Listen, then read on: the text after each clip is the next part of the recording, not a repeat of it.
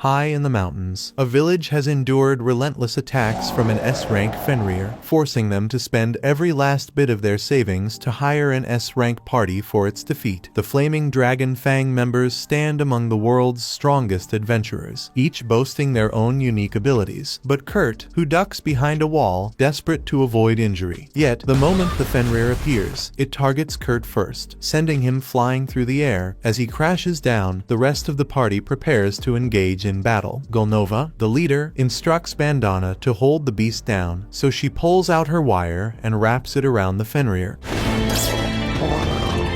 However, the creature's strength is overwhelming, and it hurls her into a wall. Fortunately, with a healer on their side, she's fully restored in seconds and quickly returns to the fight. She then anchors herself to a nearby tree, allowing Gulnova the perfect chance to target the Fenrir's head. He leaps into the air and ignites the beast with the flames of his magic blade. The villagers are overjoyed by Fenrir's defeat and, despite their poverty, throw a feast in honor of the party. However, Gulnova can't stand the shitty food and demands that Kurt cook him a proper meal instead. Bandana asks him for something special since today marks their final chance to enjoy Kurt's cooking. Kurt doesn't quite grasp what they're trying to say, so he turns to Gulnova for clarification, and Gulnova tells him that, starting today, he's being dismissed. Confused, Kurt asks if he did something wrong, but Gulnova explains that the issue isn't something Kurt did, but rather what he hasn't done, while Kurt takes care of the party's chores. Beyond that, he's ineffective in battle.